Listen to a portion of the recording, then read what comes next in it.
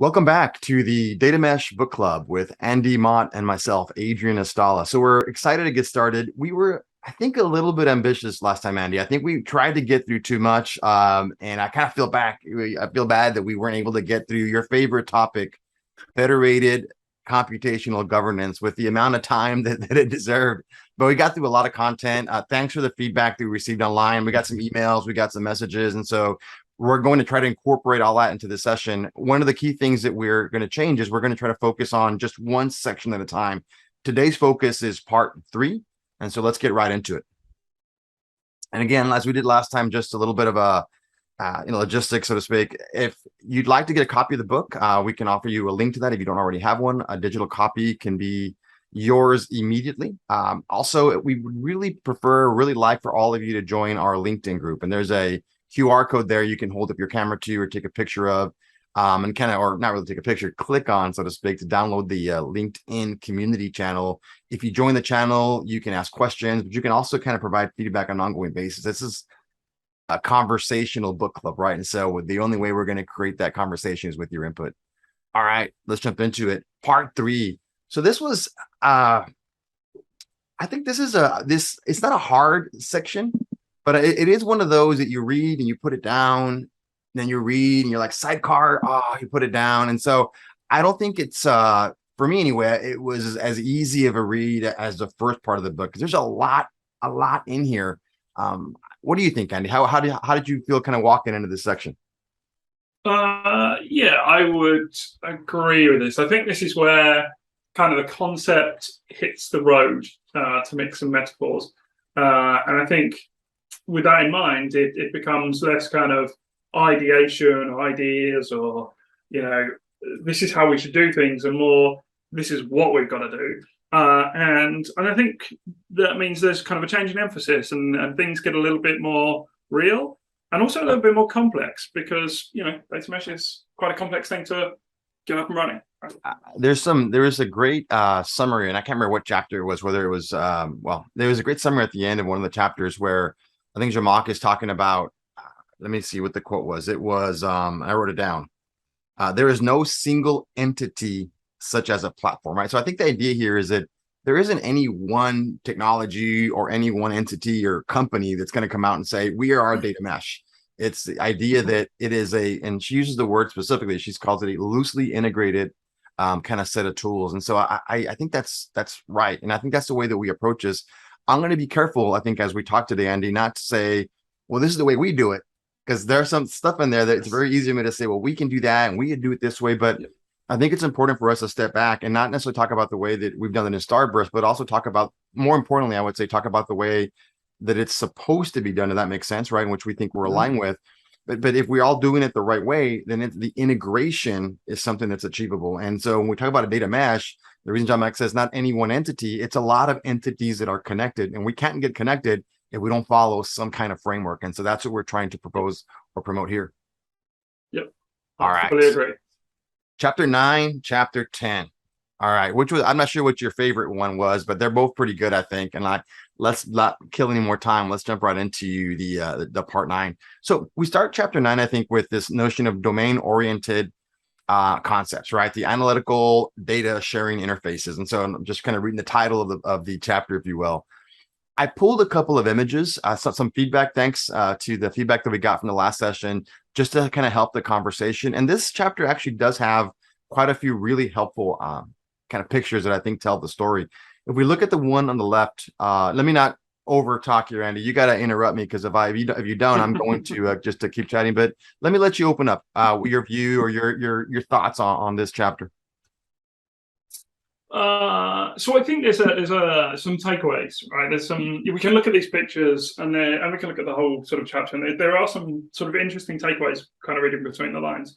So for me, if I look at 9.5, figure 9.5 that we've got on here, and it's interesting because in the book they're this way round, but actually, I think they work better the other way around. But 9.5 is really this concept of, we've got a domain, and within the domain, really we're going to have close collaboration, close integration between the operational and the analytic systems.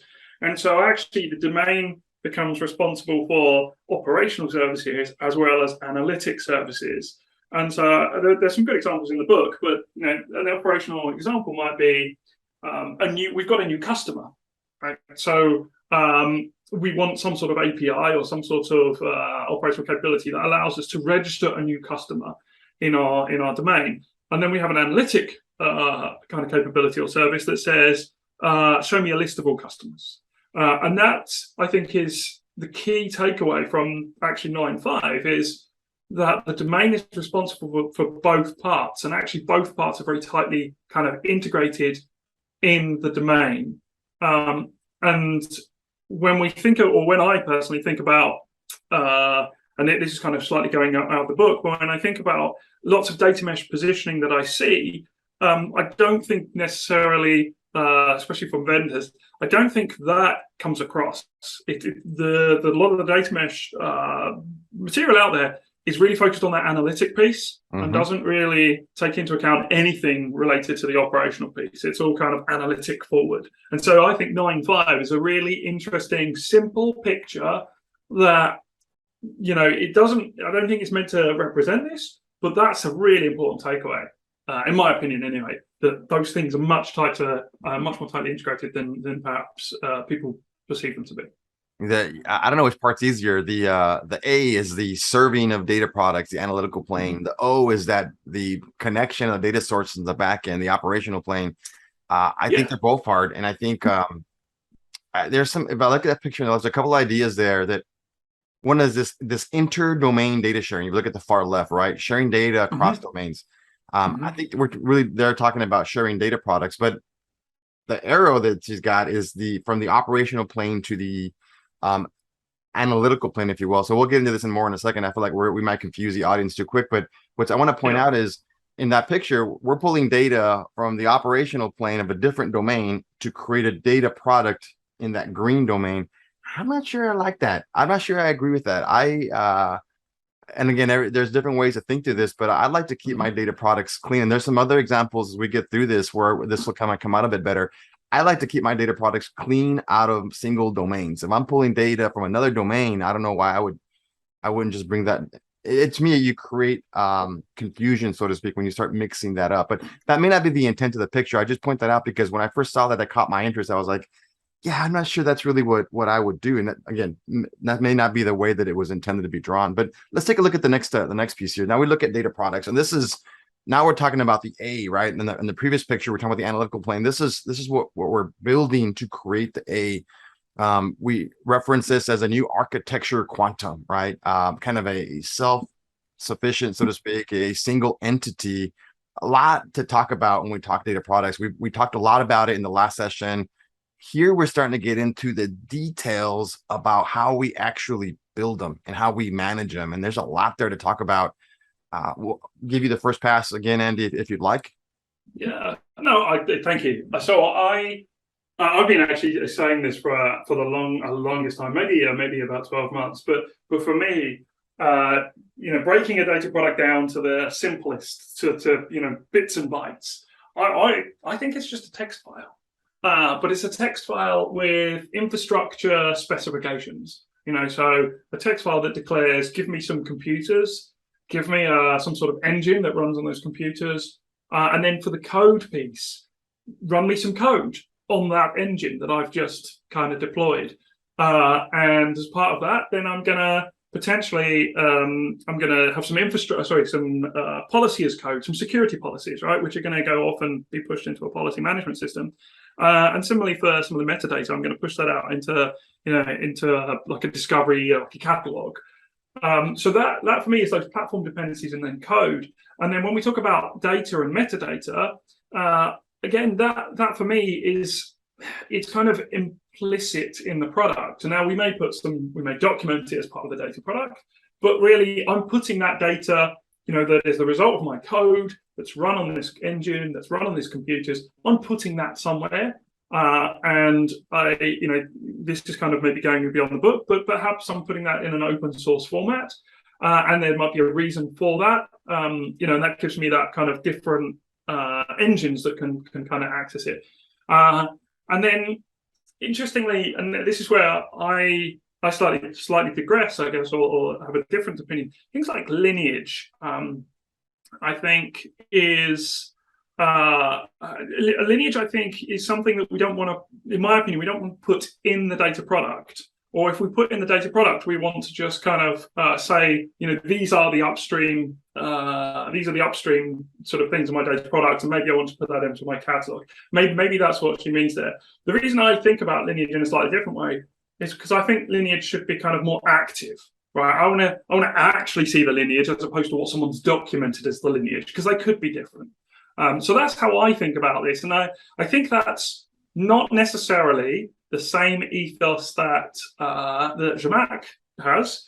When I look at an architecture quantum concept, and when I read the book and read various articles, to me, I think she's sort of packaging up something which is more like a microservice. So it's more a thing with some APIs and some code that sort of stands alone, with maybe a declarative language inside it, which kind of has some of the transformation and code and that sort of thing. So I think there is a difference. I just think mine is a simpler approach that when I explain that to people, they just understand. They're like, well, okay, that makes sense. I look at that picture on the left. This screams to me that this really important concept or principle for anybody building a mesh is how you build that data product matters. Well, of course it does, right? Let me explain what I mean. Yeah. The total cost of ownership for a data product, that matters. You have a lot of data products and they cost X to run, they cost X to create, they cost X to change. That adds up really, really quick. And so that code piece, it's really important, right? Somebody says, well, I'm going to model all my data products in a structured warehouse, or I'm going to create, a data model. That's my data product. Like, yeah, okay, but that's going to be expensive to maintain, maybe, right? The idea of code is the ability to, with agility, create, build, change, create, build, change over and over. That's the value here. So we want to make sure when you're thinking about data products, you want to be able to build them fast, change them fast, right? The platform dependencies is also really important. If you are, we're talking about the O now, think about those platform dependencies as kind of that O side of this image. We're pulling data from a lot of different places, and when the back end changes, it's going to affect your data product. So the reliability of your data product is going to be affected with those dependencies. I like to tell customers, try to go to the source as often. If I'm building a data product through a domain, I'm always going to go, if I can, I want to go to the master data source. And every single hop from original data, if it takes 10 hops before you put it into your product, every one of those hops is a risk, right? It's a dependency, and it could change in any one of those hops. And so if you go to the source, it's less likely you're going to have a change. You might still have a change, but going to the source makes that dependency much easier to manage. And of course, we don't need to say anything else about data and metadata. I think everyone understands the importance of that. Let's go to the next one, because I think there's some more to talk about here on the data product side. Before we move on, if it's okay, sorry, I just want to unpack that a little bit. Now, I know we're always pushed for time, but one thing that maybe this is the data lineage piece that I thought active makes more sense. But this might be one of those places where we dance around, as you put it, or we slightly disagree. And what I mean, where I think about this is, when I said data lineage, I like to have active data lineage. I think that when you end up with a chain of data products, and I know you kind of try to avoid that by having the links to the operational way if possible, I do think that you're going to end up with data products consuming data products. And one way to enable that agility is through data contracts. And I'm aware that there's a lot of interest in data contracts, and actually they're not that heavily referenced in the book anywhere. There's reference to them, but not kind of unpacking them. And so I think maybe that data lineage piece would be better served with something that talks about data contracts as part of the data product. So the data product is expecting, to have data served to it in this way, and therefore, if I change that as the upstream user, or sorry, the upstream data product changes this, then we know that these are the data products that get affected, and we can notify them through Slack or in some automated way, whatever it is. So I think there's something in that, and these are just slightly different viewpoints. But I think there's something in, and that's where to me the data contract fits. And I reference that just because I see a lot of articles about data contracts at the moment, which I find quite interesting. actually. We talk a lot about the chain, if you will, as users refer to, and the integration of data products. And on all my videos, I'm always very vocal about the idea that I don't like that approach. I like to keep, go back to the source for every data product, if you will, if you can. If you're building data products from other data products and that data product changes, guess what, right? If you're an auditor, you're having to audit access from one data product to the next data product, it just creates a nightmare. I know that in some technologies, when you build a data product, it may make sense to do it that way for speed or cost, but that doesn't have to be that way, right? I like building data products that stand alone. The way that we do it, that I tell our customers, you don't have to do that. Just go. It's not going to cost you any more money. It's actually going to be faster if you do it this way. So, I mean, everyone designs with what they have and what they've got in front of them. But that chain to me, that creates some painful dependencies for auditors, for reliability, and ultimately at the end of the day, I think it's a bet. Well, let me not talk about design. Let's keep going. I'm going to get too opinionated. This is the difference between a CDO and like a theorist, I guess. So there's a bit of that. Well, and to be fair, twice already, I've had somebody show me an example where it absolutely made sense. It's like, this is why we have to do it this way. And I was like, okay, all right, you got me. That makes sense. But I think you think through that. I love this picture. I should have made it bigger. I think this is a great way to get people to think about the different planes. There was another quote that I caught, and I forget where it is in the book now. Let's see if I wrote it down. Where I think it's page 189. We're talking about the separation of the planes, and there's this idea of, if we separate them, you're abstracting complexity, right? And so you're putting, and we'll talk in the next section here in a second about the different, because there's different personas, so to speak, and you're attaching personas to their plane. You're abstracting the complexity from the plane above it.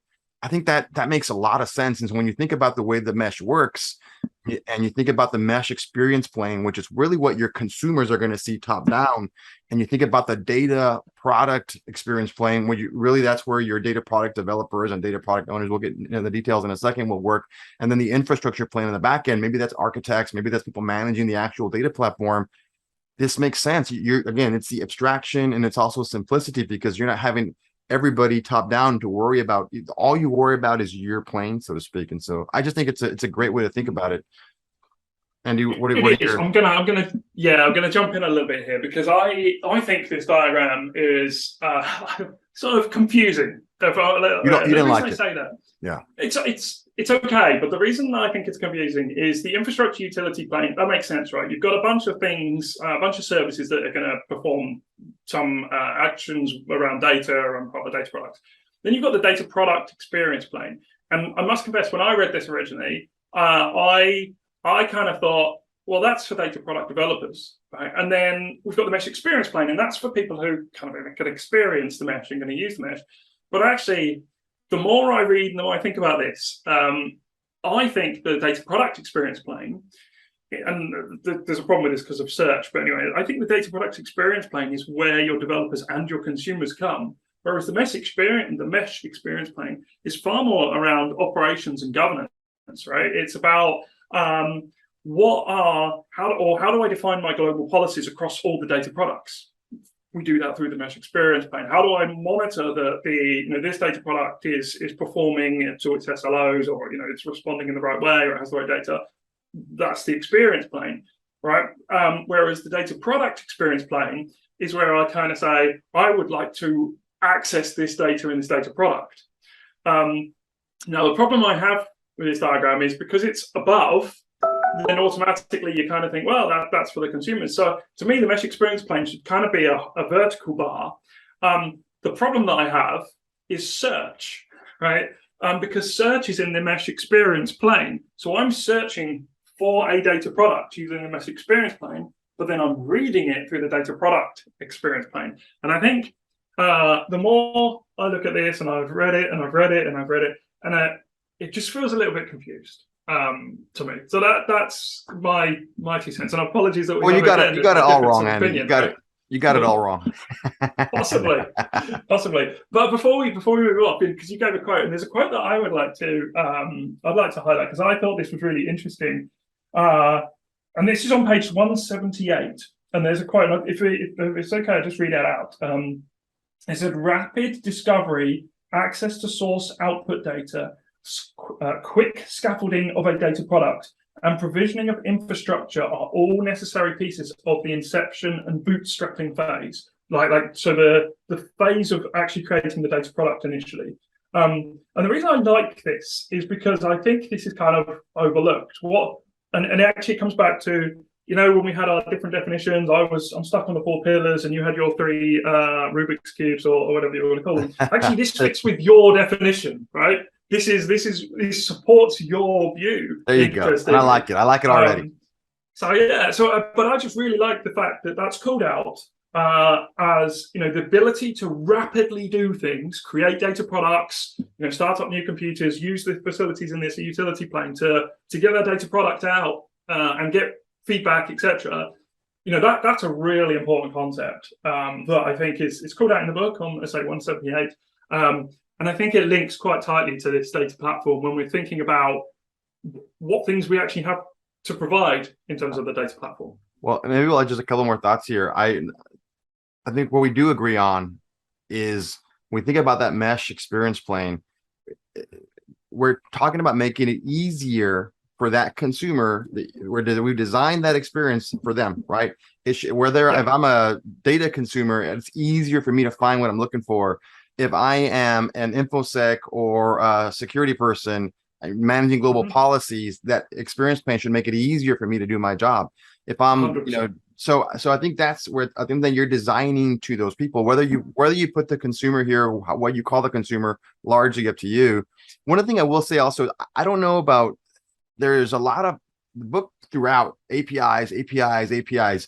Love APIs, and I think on the front end that makes a lot of sense.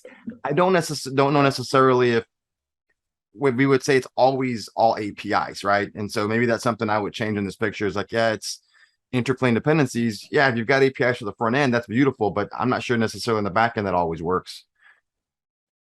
Great. To be honest, I agree. Now it does depend on how we define an API, because some people will say SQL, for example, a SQL endpoint is an API. Right, but I would say that based on the fact that pretty much the world is based on SQL in terms of data transformations. And I know there's Spark, let's say broadly you've got 20, 30, 40% of Spark workloads in the world, or data workloads of Spark, and the rest of SQL. So the bottom infrastructure plane, I think, needs to be SQL based. Yeah. But then on the front end, I can't think of a tool that doesn't use SQL, like Tableaus and ThoughtSpot and those guys, to actually exploit the data. So and I know I think there are sections early in the book where Zhamak talks about, SQL versus, I think she calls that a declarative language. And, actually she'd rather sort of focus on more programmatic languages. I personally, I'm not convinced that that's sort of going to work in the real world. For the reasons I just described. Well, and to be fair, I mean, I do like Zhamak calls out in the book this idea of, hey, look, some of these things are experimental, right? And so if you look at the detail and some of the pictures, there's that, it feels like it's a 2-point font, but in the detail, she's got some really nice tables where she walks through all the key elements. It clears out like sidecar. This is still experimental, right? And so I think for some of these things, we should be able to think about it that way and say, yeah, I love the concept. How we do it, hard to tell the future, right? But here's some ideas for how we might do it. So good. Do I have time for one more before we move off this slide? Because we're going to move on to embedded computational policies. That's where I want to go. Okay, perfect. Let's move on. Let's try to let's just for our interest of time, we'll see if we can do this one in 5 minutes. Yes. This is your favorite topic. I'm going to sit back and I'm going to let Captain Mesh drive. Well, there's a lot on this. So you just mentioned sidecars. We haven't really talked about sidecars, right? So sidecars are in here as part of data products. Now, sidecars, again, when I read this, I was like, what on earth is this? And I'm not, I don't have a background in microservices, so I've gone off and read about microservices. But actually in the book, and it's page 242, so it's way in the future. We haven't got to that bit yet in terms of these book clubs. There's a really nice example about discoverability and discoverability services with respect to a data product, right? And essentially what Zhamak's saying, or what my interpretation is, that you don't want to build new discoverability APIs for every data product. You want to have a set of standard ones that you can just drop into every data product. And this comes back to, she thinks about a data product being this thing with computation and APIs and things. If I think about my text file, I can I'm measure sorry, that. Andy. We I can have messed you up. some. Oh, that's right. Keep going. No Keep worries. going. If we go back to that text file, right, we can have a templated text file where we have standard policies in that text file that go off and call some computational thing to do some sort of processing, and actually what we're getting to here is we're having those computational policies. So my code runs as part of my data product, it produces some data, and then I have a policy that says, check this data, make sure this data is the right shape, or the right has security, or the right security, or whatever it is. And there's an awful lot in there in terms of policies. There's one policy, and this was the thing I wanted to just refer to, which I personally think this is a step too far, because this makes my head hurt a little bit. I'll just read it out, and then maybe we can have a bit of a back and forth. So one of the policies that she references around monitoring is, for example, this concept of detect and alarming when master data products are detected. Right, so data products that aggregate data from too many sources and become a bottleneck as they're used by many.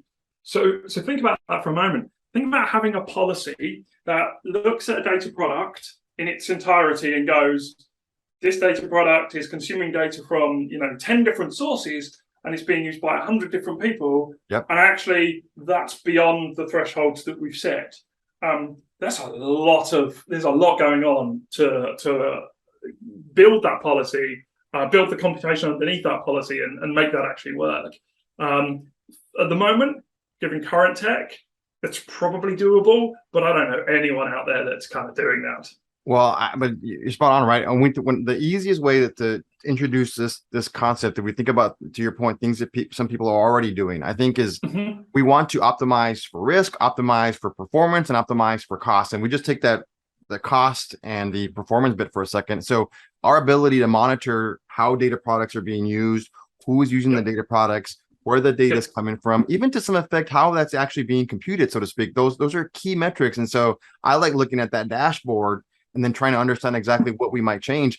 I always tell teams, when you build your data mesh in the early phases, you don't want to put so many controls in place that you're kind of slowing down innovation.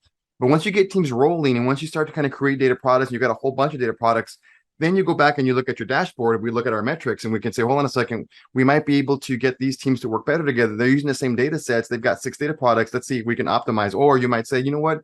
There's a better, cheaper way to build this data product. If we do it this way, we could run that batch process at night, whatever, right? Those metrics are really, really important. Then you get into the sidecar pieces that you and I know I struggle with it a little bit as well. I need to go read ahead that page 250 or whatever you referenced. But going back to the sidecar piece, I think I love the idea of being able to have this kind of embedded utility within the data products. It keeps it clean, right? That keeps it consistent, keeps it working, so to speak. It's a fantastic concept. I don't know how we would do it yet, but I think maybe that's something we need to think about. But anyway, we could talk a whole bunch more about this, Andy. Maybe we bring it back in the community chat, because there's a lot to discuss. I say let's get ready for the next chapter. Let's move on. Okay. All right, we got through part 2. Now ready to jump into part 3, but just kind of in summary, that whole section that we just walked through, that part 2 is really about the logical architecture. It was something that we introduced there, the different planes, and I said, hey, I love this framework, and he said, I like parts of it. And so we're actually going to dig into that framework. This multi-plane data platform architecture is going to be the focus of part 3. So let's jump into it. All right. So this is the same image you would have recalled from just a couple minutes ago. There is that mesh experience plane that we talked about, where the consumers are engaging top down. We talked about the data product experience layer, where we're largely building data product. And certainly on the back end, that infrastructure plane, or the data infrastructure plane, you can call it the data platform, where we're actually managing connections to back end data sources, doing a lot of the things that we do today on the engineering side.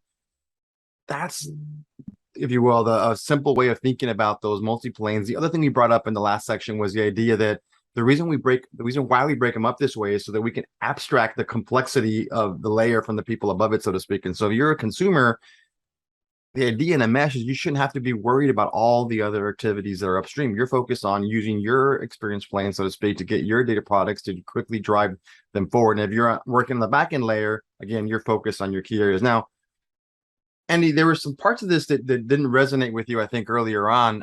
Maybe we won't get into that, but I think would be super valuable. I've typed them out here.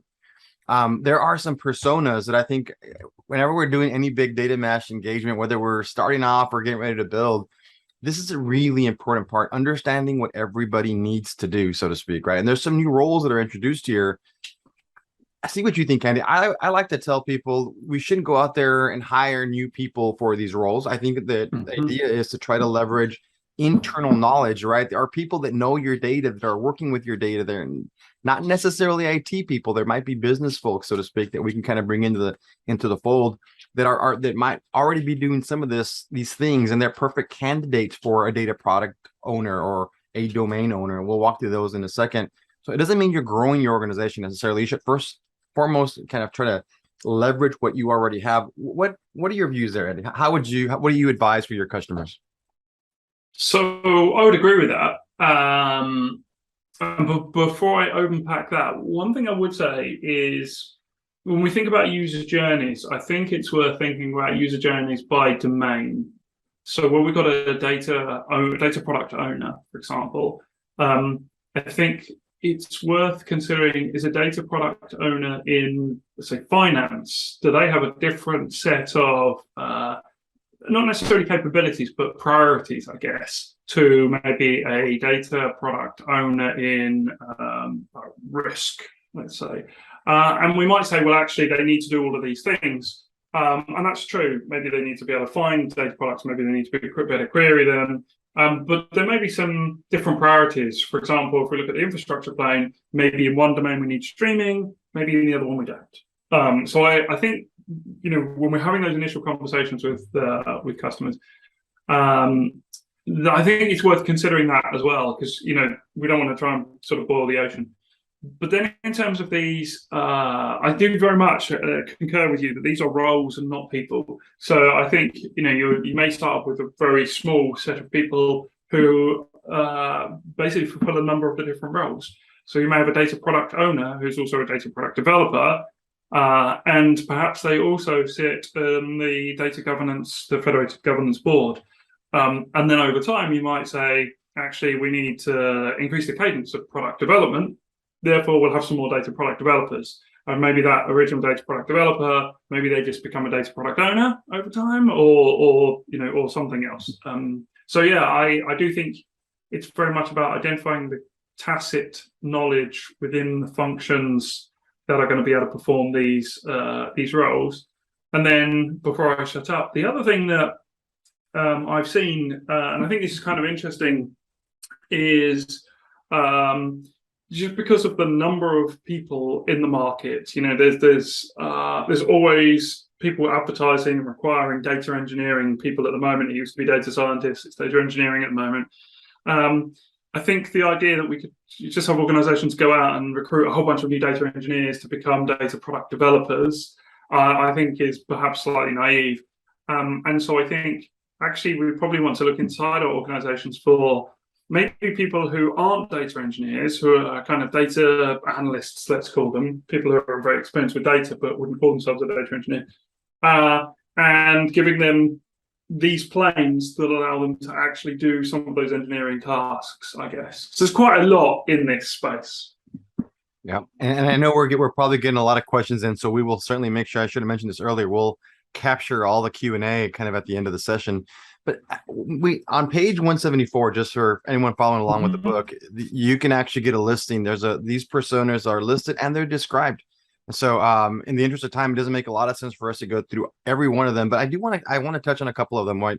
That data product owner is a really important role. And you would say, yes, it's a new role. It's a new persona, if you will. I love to put, if I'm working with a business facing team, I love to have a business consumer in that role. They understand the data. They're able to fill in metadata. They're able to understand the challenges better than anybody else. When you think about your data product developer, That is someone that's maybe doing the writing the query or doing the code work on the back end, so to speak. And they may not need that intimate business knowledge, but they could also, if writing or building data products is as easy as maybe it is, like say Starburst, then maybe you could have somebody in there that's not as technical. It isn't necessarily a skill set that you've got to go out and all of a sudden figure out, right? Ideally, Mhm. those data products are leveraging skill sets you already have internally.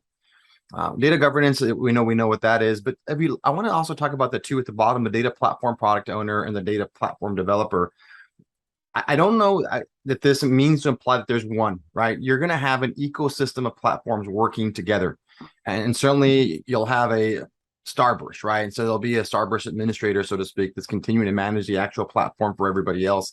You might have a catalog, maybe a Calibra or something like that, and there's certainly somebody managing that platform. And you may have a master data management tool or a data quality tool. And so when we think about that data platform product owner or that data platform developer, I think it's important for us to think about that as an ecosystem and really appreciate there's multiple platforms working together to ultimately support the data mesh. Doesn't mean you get there overnight, and doesn't mean that on day one you have to have all those platforms integrated. On day one, maybe all you have is a tool that can kind of carry you all the way to the top to get started, like Starburst. But down the road, you'll want to start to integrate those other tools because it's about working together, so to speak. I want to underscore, Andy, something you said, because I think I'm glad you said it, and I missed it.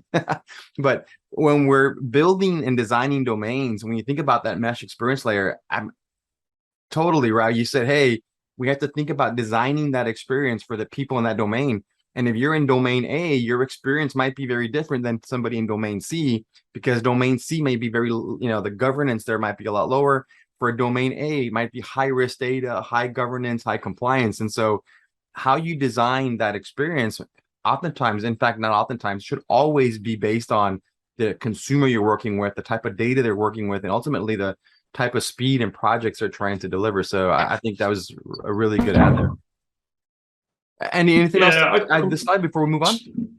yeah, just one aspect actually, which is this data platform product owner, and I think I mean just to kind of carry on with what you're saying about the data platform being a number of different components. Very much, Zhamak talks about this concept of the capabilities of the platform being like products. So it may be that today we have a domain that requires these sorts of capabilities. In the future, that domain may change its requirements and not require those capabilities. And so it gets very much back to very much the product thinking that we have with data, but just looking at it through the lens of kind of technology and being able to introduce, maintain, operate, and then retire technology capabilities as if they were a product kind of over time. And I guess that's quite an interesting concept as well that I'm not really sure a lot of organizations have considered in the past. That especially retirement of technology. There's an awful lot of technology in an awful lot of companies that's been there for an awfully long time. And then just as we close this last slide, I'll just reiterate something that we said at the beginning that it's important to say before we close off is it doesn't mean that you're going to have all these titles in your data mesh. In every data mesh I've seen, I'll be honest, I'm not sure that I've seen all these ever implemented just this way. I think what you'll find is you'll have a lot of these activities already being played out or delivered by others. And so this is less about trying to fit a person to a name or a title. It's more about making sure, first of all, understanding what every role should do, and then making sure that there is somebody accountable for taking care of those. I do think data product owner you have to have. I do think domain owner you have to have. Domain owner actually isn't on this list, but it's a key one you kind of have to have here to make it work. All right, let's go to the next one. So now we're talking about the data product developer journey, right? And there's a lot to dig in here. So on one side here, if I were to take three big lessons, right? On one side is I think it's trying to really understand what development looks like for a data product, right? And so if you look closely, and I promise you, when I took the screenshot, it wasn't a fuzzy screenshot. That's just the italics that we use. And I went back to the book and I was like, gosh, it's just the italics. I guess they were used, but it's hard. Yeah. It is very hard to read that. It is the exact same way in the book, but there's a lot to do there, right? When we're thinking about, building and testing and going through all the ideation, I want I think number one, all of us should think about a data product as being an agile data product, right? We want to move through these things very quickly. You don't build a perfect data product after 2 months of work. I think you build a data product very quickly after an hour of work or a session of work, so to speak, and then you iterate and make it better as you need to. And so we should not think about this as a big project. Rather, think about this as an activity that somebody can do very quickly. The other part that I think is important for me, my number two, when I think about data products, is the ownership. You data products will fail without an owner, right? And so you may not see this on the sheet, but data product ownership, data product accountability is really important. So it's not just the ability to deliver them quickly, but ultimately someone has to be able to raise their hand and say, that's my baby, right? I own that. I'll make sure that I will maintain its quality. I'll make sure that it's working. I'll make sure ultimately that I'm meeting the needs of my consumers, so to speak. And so ownership is really important. And the last thing, obviously, that maybe may not jump off the page is security, right? So the data product developer, so to speak, the in the journey, you're going to have a lot of security and controls built in, right? There are the controls at the beginning. What data do I have access to build a data product? And then there's the decisions you make when you build your data product. How do I want the data to be accessible to my consumers? Are they going to execute the data product and they can see everything just because of some right that they have? Or are they going to access the data product and maybe they're only able to see, like in Starburst, they can only see the pieces they really truly have access to, so to speak. And so thinking about how that's consumed is really important. So let me stop there, Andy, but I think those are some things that jumped out of this section for me. What would you add to that? So I think that it's very, so I'm looking at 10.3, the data product journey, development journey. You look at that and it kind of looks quite left. I gotta get my glasses on. But I think, so you talk about Inception and Explore and Bootstrap, and then you move on to build, test, deploy, run, and monitor, evolve, retire. I think that actually these are cycles, right?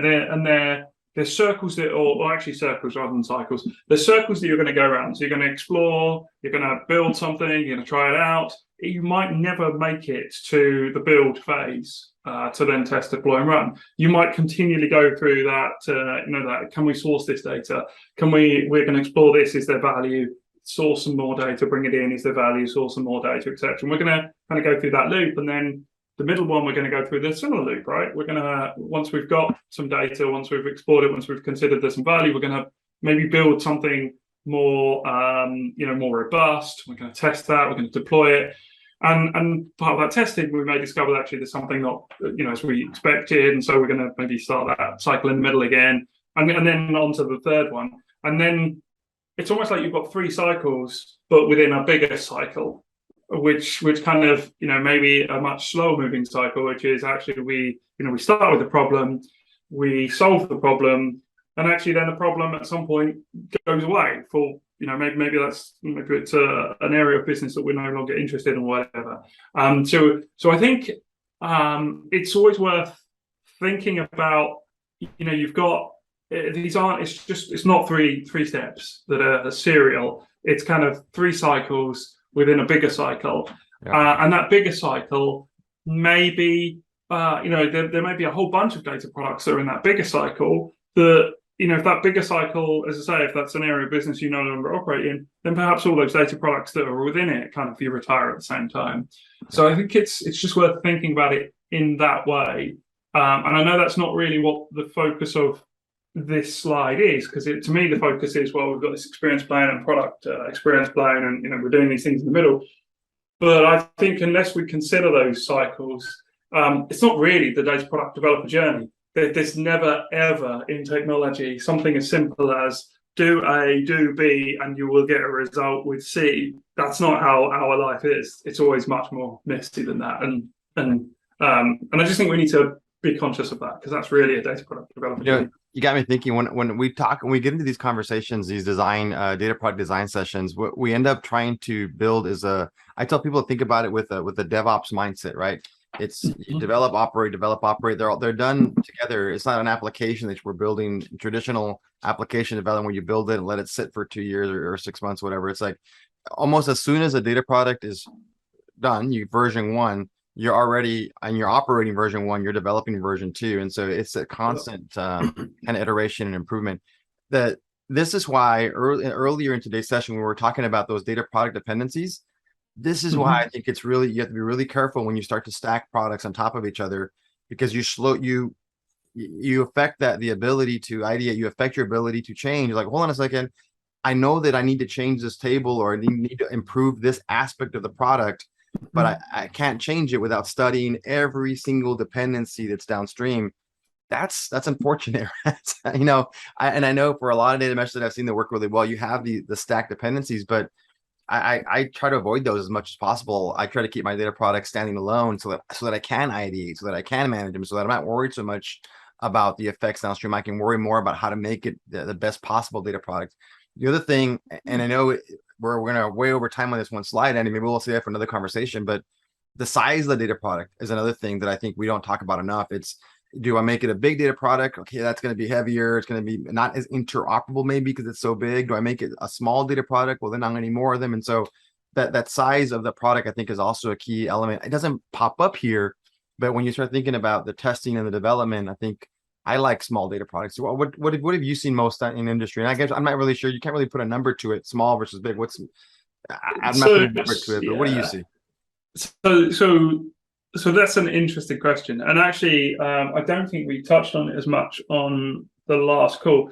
But Zhamak refers to some systems thinking approaches to this around kind of reinforcing virtuous things and kind of nudging, behaviors away from other things. So, and what I mean by that is uh, there's a spectrum. You could have one data product for all of your use cases, but clearly that's kind of not maintainable, and you can't evolve that over time. Or you could have a million data products, and one for maybe every single report that you've got. And again, that's not really ideal. And so somewhere you need to be kind of in the middle. Mhm. And that systems thinking approach, and I'm a big fan actually of Peter Senge. If you've not read his work, I think from the 70s or 80s, he does a lot of. There's a lot of material in this space. There's a book called The Fifth Discipline in particular, which I really like. Um, and Zhamak's leveraged some of those ideas around how you kind of get to an optimum position, but there's no.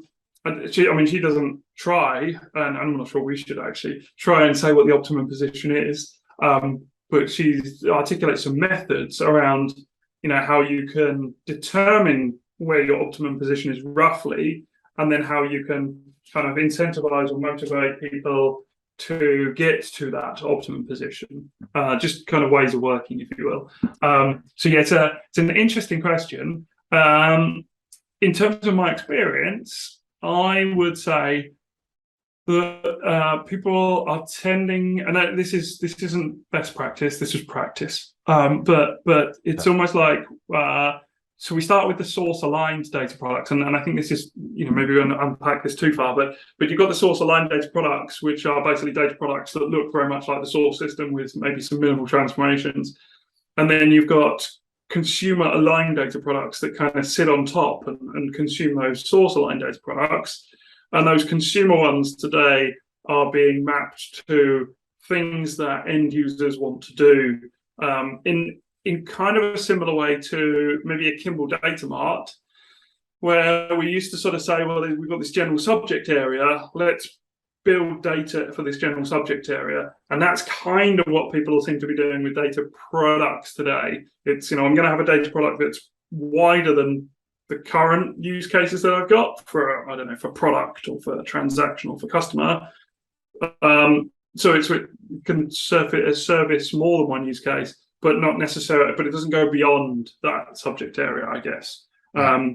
So I'm not sure if that's a good answer, but that's kind of what I tend to see. It's a hard balance. I think in every case we look at the outcomes we're trying to create. We look at the applications or tools that are going to consume the data products. We think about how interoperable we want them today versus tomorrow. It's like, I want them interoperable, great, but we're going to spend 6 months making them fully interoperable. The reality is no one else is going to really use them that way for another 2 years, right? So focus on the use cases in front of you now. Most of the time, in all fairness, we're trying to create a use case for a data product for one tool. I want to make sure Tableau or Power BI can use it. That's most data meshes today, right? We're not, I haven't seen very many. There are some, where they're truly driving interoperability. So I know you would say, but in the book says to do it this way so that we can drive interoperability. You're like, yes, you'll get there. Don't have to get there today. Yeah. So let me move to the next one because we'll talk more about this. It's a great topic. Oops, wrong way. There we go. So I don't I don't like this picture. and not that there's anything wrong with the picture. I think there's got to be a simpler way to think about the data consumer. And what I mean by that is I think this is depicting and for anybody out there driving machine learning engines, this is probably the perfect picture for you, right? It makes a lot of sense. But I often find when I'm talking to new data mesh convert, so to speak, and we're talking about the consumer, I like to give them an easier example, right? Being a machine learning engine is, to me, not the most common example. So if I think about a data consumer, I'll start with a BI tool, right? Somebody who is feeding a dashboard. That basic concept, right? They're consuming data products to feed a dashboard. To me, that's the simplest possible example, but also, quite frankly, the most common example that I see out there using data products to feed dashboards. That's a simple model. Andy, what do you see out there? When you think data consumer, what do you picture? Do you picture a data scientist feeding an ML engine, or do you picture a business analyst driving a dashboard? Yeah, so it's interesting. It's an interesting question because I kind of think both. And let me justify that statement. No, it's absolutely both. That statement. So in the old days, I've worked for many vendors, but in the old days, I remember us doing a project where essentially I think we had a whole bunch of data in like a Teradata or basically an operational system, right? A database, and we would take that data out of the database and we'd stick it in like a bunch of analytic tools. We'd run machine learning, analytics as we used to call it in the old days. And out of that, we would come a what we call an analytical model, right? Which basically is a series of if-then-else statements. If a person is like this, then they're likely to want to purchase our product or whatever it is. So we're using machine learning. We generate this model, and then we would push that model, that code, back into the Teradata or the Oracle or whatever. And so then we'd have like a nightly batch job, and we'd have new data, and essentially we would then apply that if-then-else statement to that data, and it would update a kind of target column. And then our analysts, or whatever we want to call them, the business consumers would come in and using the BI tool like Tableau. I don't think it was Tableau at the time, but let's say it was Tableau. They would see that additional column, and now they'd see like a nice cool graph, and they could see who I don't know the number of people that were forecast to buy the product or whatever whatever the thing was. And so I look at that model that we had maybe in the mid 2000s, so quite some time ago.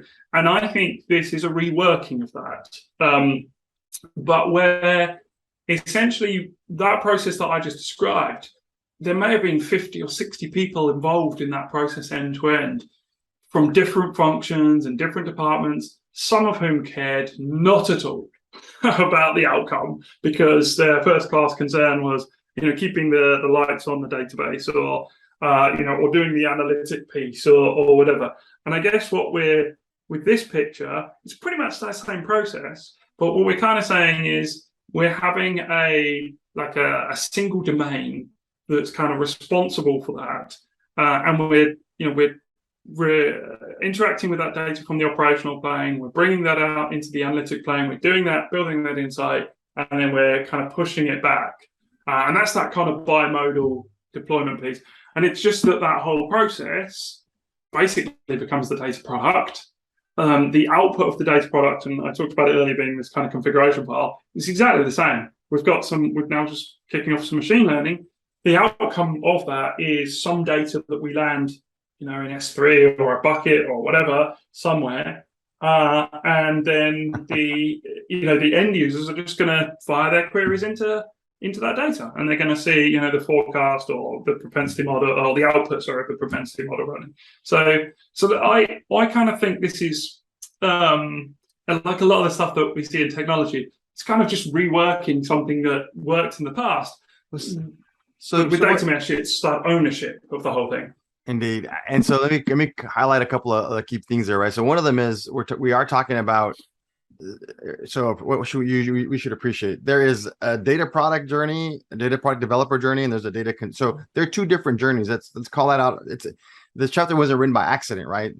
We want to call out the idea. There's two very different journeys, right? It's abstracting the complexity from one layer to from the other layer, so to speak. And so the data consumer's journey should be simpler, right? It should be easier. Their journey is more about consumption, pulling data products and using them. They're focused on how I'm going to use it, what I'm going to do with it, how I'm going to drive insight, how I'm going to drive action. That's their journey. The data product developer journey, they're focused on bringing data sets together, ideation, testing, building. And so they're going to do that really, really, really well. And if they do that very well, the data consumer always has fresh data, always has new ideas, is always able to consume exactly what they need when they need it. And so I think that's we talk about the multi-plane, that's what she's trying to get, people to understand is if we can work this way, do your job and do your job well, let the others do their job, you're able to kind of multiply your efficiency and improve the performance of the overall multi-plane. Yeah, I would agree. And in this case, I think we talked a little bit about the data product developer persona on the previous slide. This is no different, right? This is still a data product developer. Just so happens in this case, our data product developer knows a bit of maths and might call themselves a data scientist as well. Or we've got one data scientist and a few data product developers. But basically it's the same role, I guess. We have data engineers today, we have data scientists today. In a data mesh, we have data product developers. Well, some know more about data, some know more about maths. Sorry. Yeah. No, it was good session. I think we got a lot of, as we did last time, a lot of content to cover. I think we've done, now let's see if we have a little bit of time for some Q&A. As always, if we don't have a chance to tackle all the Q&A in the session, we'll kind of go back into the community. I know last time I got a lot of direct messages in LinkedIn, which is great. Happy to answer it that way. But I think it's actually beneficial if we can ask them in the community on the actual LinkedIn group. And that way everybody else gets to see them as well. Maybe I need to do a better job of copying questions in there myself. But thanks, Andy. Once again, another session done. Let's go jump into the Q&A. Awesome. Thank you.